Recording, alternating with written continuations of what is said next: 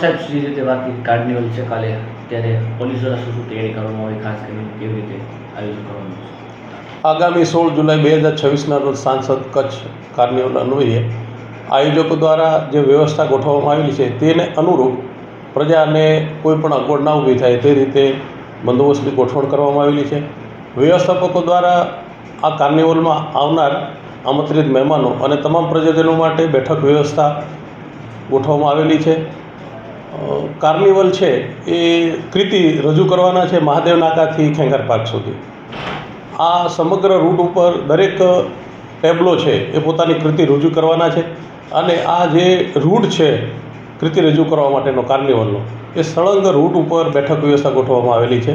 પ્રથમ બેઠક વ્યવસ્થા છે એ પેન્શન ઓટલાથી રામધૂન મંદિર સુધી ગોઠવવામાં આવેલી છે.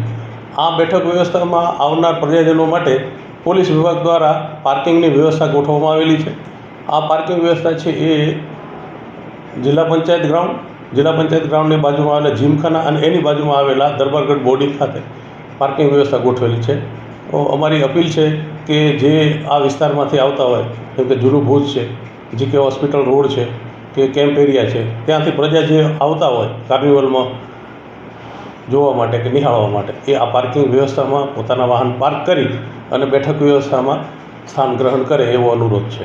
બીજી બેઠક વ્યવસ્થા છે એ હમીરસર તળાવના વોકવે ઉપર છે.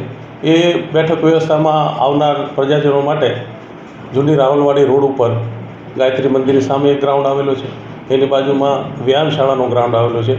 ત્યાં વિશાળ પાર્કિંગની વ્યવસ્થા કરેલી છે. એ પાર્કિંગ વ્યવસ્થામાં પોતાના વાહનો પાર્ક કરી અને બેઠક 2 જે વ્યવસ્થા વોકવેમાં ગોઠવવામાં આવેલી છે ત્યાં બેઠકમાં પોતાના સ્થાન ગ્રહણ કરે એવો અનુરોધ છે. સાહેબ, વાત કરીએ કોઈ બનાવ ન બને ત્યારે લોકોને શું અપીલ કરશું? વાત કરીએ કેફીપીનું ટ્રેન આવ્યું હોય એવા લોકોને શું રીતે છે? એ બાબતે પોલીસ આજ રાતથી જ પોતાનો વિસ્તારની અંદર પેટ્રોલિંગ ફરશે અને જે સમયે કાર્નિવલ શરૂ છે ત્યારે ખાનગીમાં પોલીસ અમારી ગોઠવેલી છે કે જેથી કરીને કોઈ અનિષ્ટ તત્વ આ કાર્નિવલને હાનિ ન પહોંચાડે. મંગલમ રોડ ઉપરથી લેકવ્યૂ તરફનો VIP બેઠક વ્યવસ્થા ગોઠવેલી છે. એ મંગલમ સર્કલથી છતરડી ગ્રાઉન્ડ જે આવેલું છે તળાવનું, ત્યાં આમંત્રિત મહેમાનો, VIP પાર્કિંગ છે અને મીડિયાના મિત્રોને પણ પોતાના વાહનો આ જગ્યા પર પાર્ક કરી અને ગોલ્ડન પાસ ધારકો માટે જે બેઠક વ્યવસ્થા કરેલી છે આયોજક દ્વારા, ત્યાં સ્થાન ગ્રહણ કરવા અમારો અનુરોધ છે. આ દિવસે તળાવને ચારે તરફથી આવતા રોડ છે એ મહેરબાન કલેક્ટર સાહેબના જાહેરનામાથી આજ રાતથી કાલ રાત સુધી વાહન પ્રવેશનો નિષેધ કરવામાં આવેલો છે.